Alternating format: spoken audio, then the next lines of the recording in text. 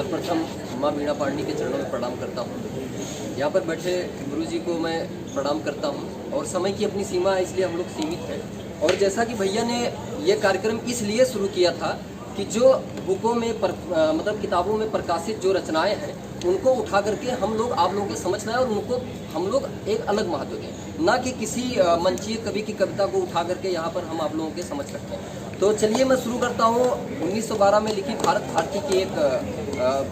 भारती के अतीत खंड का। ठीक है, तो सुनिएगा, बहुत ज़्यादा समय नहीं है क्योंकि पहले मिथिलेश भाई ने बता दिया है, तो फिर मैं शुरू करता हूँ कि मानस भवन में आर्यजन जिसके उतारे आरती, मानस भवन में आर्यजन जिसकी उतारे आरती, भगवान भारतवर्ष में गूंजे हमारी भारती, ओ भद्र भावोद्भावनी व भारती है भगवते, सीतापते सीतापते गीतामते सीतापते सीतापते गीतामते गीतामते।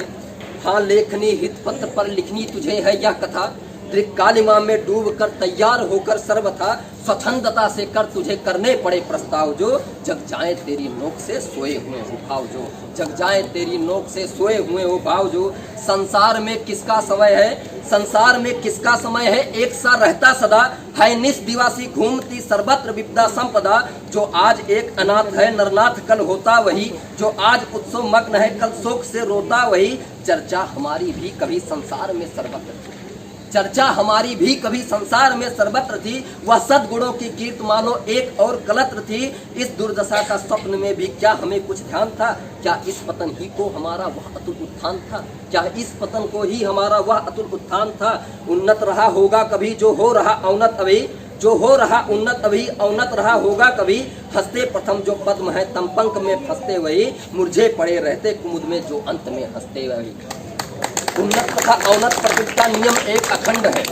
ये बहुत ही अच्छी सीख देने वाली पंक्तियां हैं कि उन्नत तथा अवनत प्रकृति का नियम एक अखंड है, जड़ता प्रथम जो व्योम में गिरता वही मार्तंड है, अतयो अवनत ही हमारी कह रही उन्नत कला, उत्थान ही जिसका नहीं उसका पतन ही क्या भला, होता समुन्नत के अनंतर सोच अवनत का नहीं, हाँ सोच तो है जो किसी का फिर न हो उन्नत कहीं, चिंता नहीं जो व्योम विस्तृत चंद्रिका का ह्रास हो, चिंता तभी है जब न उसका फिर नवीन विकास हो, चिंता तभी है जब उसका फिर न नवीन विकास हो, है ठीक ऐसी ही दशा हतभाग्य भारतवर्ष की, कब से इत्सरी हो चुकी इसके अखिल उत्कर्ष की, पर सोच है केवल यही या वह नित्य गिरता ही गया, जब से फिरा है देव हमसे फिरता ही गया, जब से फिरा है देव हमसे नित्य फिरता ही गया, यह नियम है उद्यान में पक्कर गिरे पत्ते जहाँ, प्रकटित हुए पीछे उन्हीं के लह लहे पल्लव वहाँ, पर हाय इस उद्यान का कुछ दूसरा ही हाल है, पतझड़ कहें या सूखना काया पलट या काल है, अनुकूल शोभा मूल सुरभित फूल वे कुम्हला गए,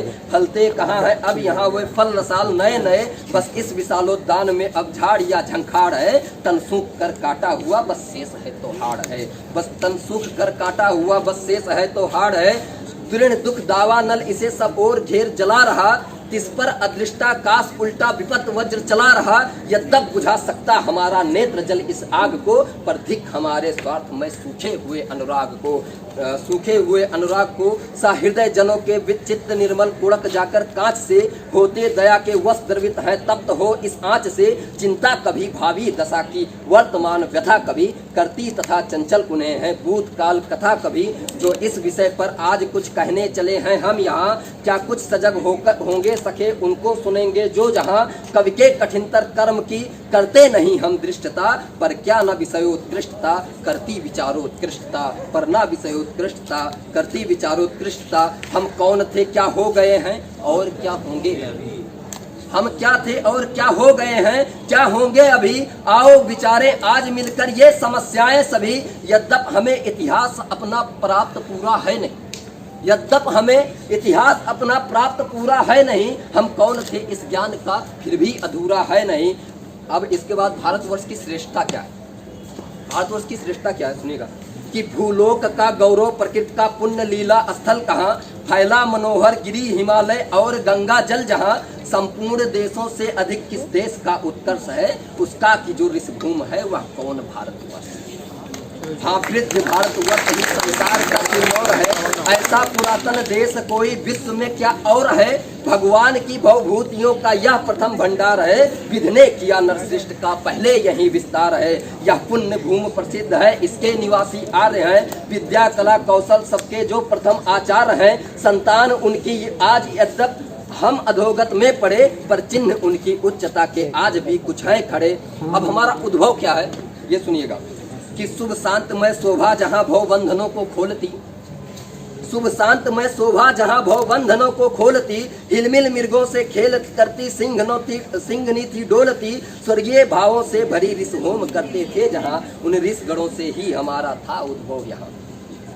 हमारे पूर्वज कौन थे कि उन पूर्वजों की कीर्ति का वर्णन अति अपार है, गाते नहीं उनके हमी गुण गा रहा संसार है। वह धर्म पर करते निछावर तृण समान शरीर थे, उनसे वही गंभीर थे, वरवीर थे, ध्रुववीर थे। उनके अलौकिक दर्शनों से दूर होता पाप था, अति पुण्य मिलता था, कभी मिटता हृदय का ताप था। उपदेश उनके शांतिकारक थे, निवारक शोक के, सब लोग उनका भक्त था, वह थे हितौषी लोक के। लगते न अग की ओर थे वह, अगना लगता था उन्हें, वह धर्म को रखते थे सदा, धर्म रखता था उन्हें। वह कर्म से ही कर्म का थे, नाश करना जानते, करते वही थे वह जिस कर्तव्य थे वह मानते। वह सजग रहते थे सदा प्रांत से,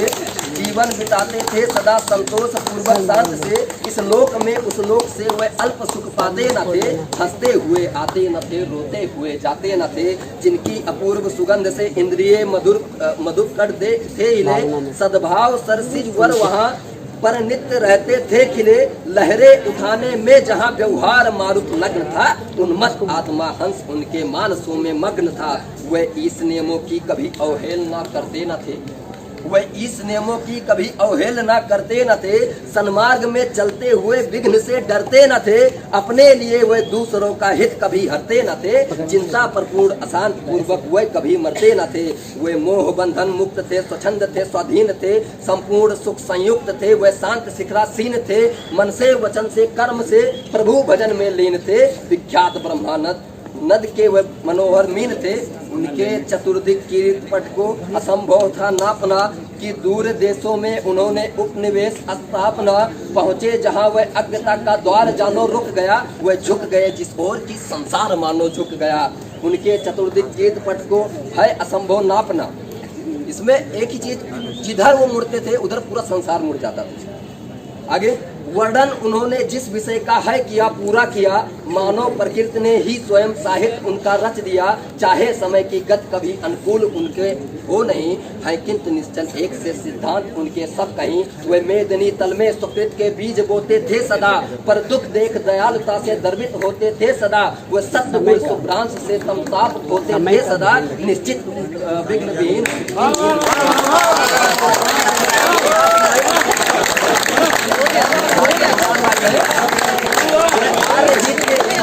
वह आर्य ही थे जो कभी अपने लिए जीते न थे, वह स्वार्थगत हो मोह की मदिरा कभी पीते न थे। संसार के उपकार हित जब जन्म लेते थे सभी, निश्चेत होकर किस तरह वे बैठ सकते थे।